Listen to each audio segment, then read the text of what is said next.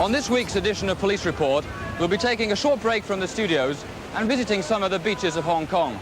Not, as you may be thinking, to film lifestyles of the rich and famous, but rather to give you some suggestions on how you might enjoy your day at the beach without falling prey to some of the more criminal elements who hang around at the beaches looking for easy pickings.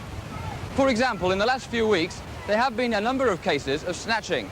Now, if you watch the screen, you'll see what I'm talking about. The two friends we see here visit the beach with the intention of a pleasant day's outing, unaware that they have been singled out by the man you see in the picture. 快啲換衫啦，得我一個人遊咁好玩啊！係你落水先啦，我睇多陣先就落嚟嘅。係㗎咯喎。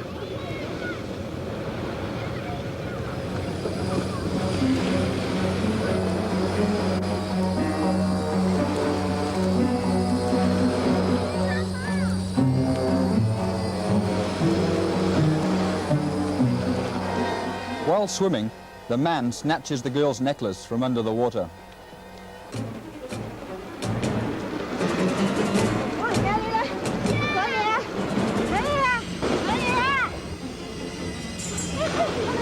Once the girl gets over the shock, she gets help from her friend, and they both go to make a report to police.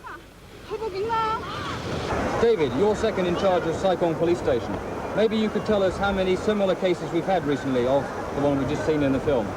Yes, here is the number 2 Kilwater Bay Beach, for example. We had about 4 cases snatching in water recently. Obviously, I can imagine it's quite painful having jewellery snatched off you in the water. Do you have any suggestions how the viewers might avoid this kind of problem if they come to the beaches? It is advised that people come to the beach not being along with their valuables, particularly gold necklace and bracelet. Besides snatching in the water, there are also a number of theft cases occur on the beach. Here, another 2 girls, obviously without the benefit of having seen the last film, leave all their belongings unattended on the beach before going for a swim.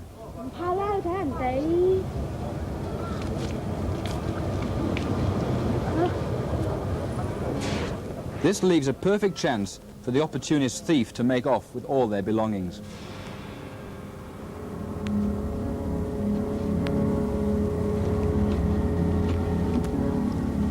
Obviously, the situation in Hong Kong isn't nearly as bad as places, say, like Rio de Janeiro, where gangs actually walk up and down the beach stealing things from the members of the public.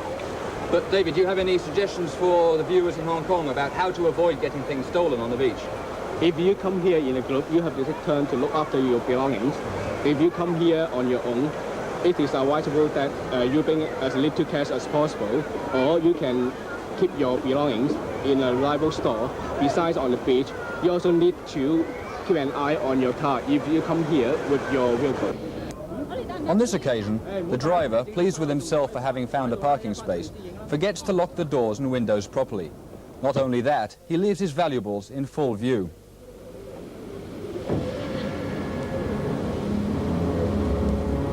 Naturally enough, there is always someone around willing to take advantage of this opportunity.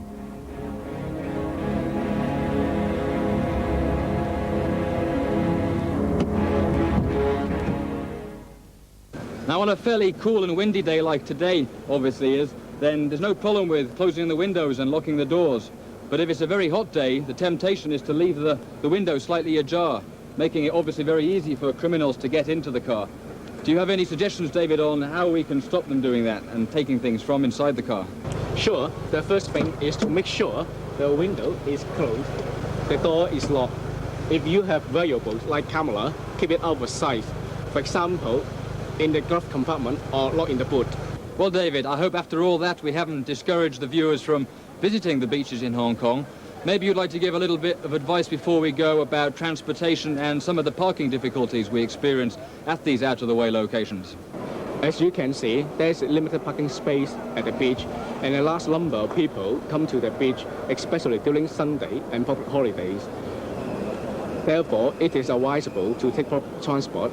However, if you do need to take your own transport, please be considerate and not park your car at a place where cause obstruction to other road users. Otherwise, you may get summons or your car may be towed away.